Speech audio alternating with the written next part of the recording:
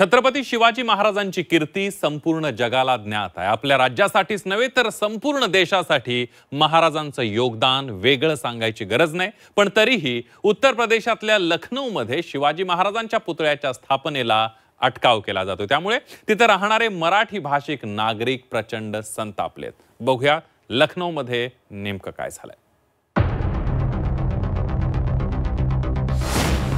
शिवरायांच्या पुतळ्याला यूपी मध्ये अटकाव। लखनौ महापालिकेची आडमुठी भूमिका।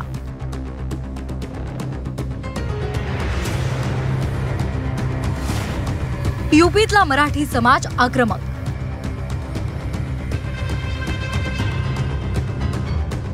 छत्रपती शिवाजी महाराज हे केवळ महाराष्ट्राचंच नव्हे तर संपूर्ण देशाचं आराध्य दैवत। हिंदवी स्वराज्याची स्थापना करून त्यांनी अटकेपार झेंडे लावले। ज्यांचे पुतळे जगातही आहेत ते आपल्या महाराजांच्या पुतळ्याला उत्तर प्रदेशची राजधानी लखनौ मध्ये मात्र अटकाव केला जातोय। औरंगजेब नव्हे, छत्रपती शिवाजी महाराज ही आपली ओळख आणि अस्मिता आहे, अशी भूमिका उत्तर प्रदेशचे मुख्यमंत्री योगी आदित्यनाथ हे सातत्यानं मांडतात। मात्र त्याच राज्यात शिवरायांच्या पुतळ्याला अटकाव होणं ही बाब खेदजनक आहे। लखनौच्या मध्यवर्ती चौकात छत्रपती शिवाजी महाराजांचा 12.5 फूट पूर्णाकृती पुतळा हा बसवला जाणार होता। त्यासाठी योगी सरकारनं प्रस्ताव मंजूर केला, निधीही दिला, महाराजांचा पुतळाही तयार झाला।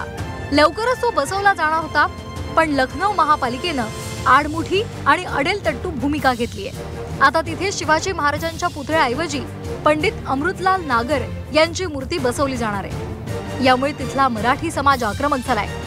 महाराष्ट्रामध्ये जसे मोठ्या प्रमाणात उत्तर प्रदेशचे लोक राहतात, तसे उत्तर प्रदेशमध्ये सुद्धा लखनौ, वाराणसी, प्रयागराज, कानपूर, झाशी या शहरांमध्ये मिळून सुमारे 1 लाखांहून अधिक मराठी भाषक राहतात। त्यांची मराठी समाज उत्तर प्रदेश ही संस्था आहे। या संस्थेनं संताप व्यक्त केलाय।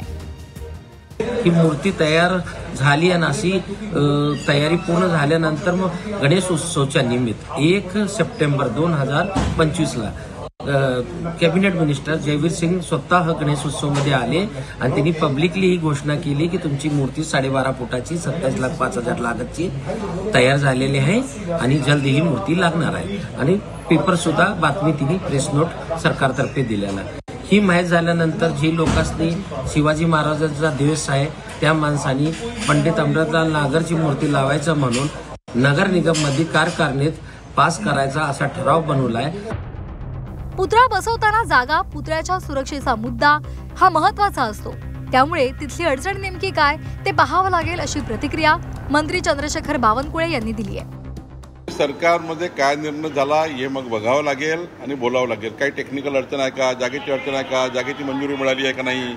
शेवटी काय एखादा पुतळा बसवताना, छत्रपती शिवरायाचा पुतळा बसवताना जागा जी द्यावी लागतं किंवा कुणाचाही कुठलाही पुतळा बसवताना ज्या काही फॉर्मॅलिटी करावं लागतं त्यावेळी त्या फॉर्मॅलिटीमध्ये उद्या त्या पुतळ्याचं संरक्षण आहे, सर्व बाबी आहे। याकरता तिथे काय अडचण आली असेल हे मला आज माहिती नाही, त्यामुळं बोलणार नाही।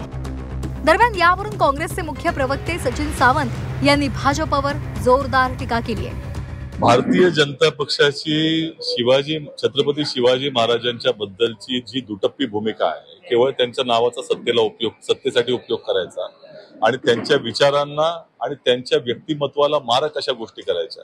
आज महाराष्ट्रामध्ये शिवस्मारकाचं जलपूजन पंतप्रधानांनी करून किती वर्ष झाली, त्या शिवस्मारकाचं काय झालं, सिंधुदुर्गमध्ये कशा पद्धतीने शिवाजी महाराजांच्या पुतळ्याचा जी विटंबना झाली त्याच्याबद्दलचे उत्तरदायित्व काय झालं, आणि सगळ्यात महत्वाचं म्हणजे नरेंद्र मोदींची तुलना करणारे शिवाजी महाराजांशी हेच लोक होते। हेच लोक आहेत की जे छत्रपती शिवाजी महाराजांना सद्गुण विकृती आहे असं बोलणारे जे पाठीराखे आहे। कुठलाही पुतळा उभारायचा झाला की त्यासाठी काही मार्गदर्शक तत्व पाळावी लागतात। मात्र सरकारची मंजुरी असतानाही शिवाजी महाराजांच्या पुतळ्याला नेमका अटकाव का केला जातोय हे कळत नाहीये। आता योगी सरकार काय भूमिका घेतं याकडे लक्ष लागले। एकीकडे यूपीतल्या मुंबईत राहणाऱ्या नागरिकांच्या छठपूजेसाठी मुंबई महापालिका प्रशासन नियोजन करते।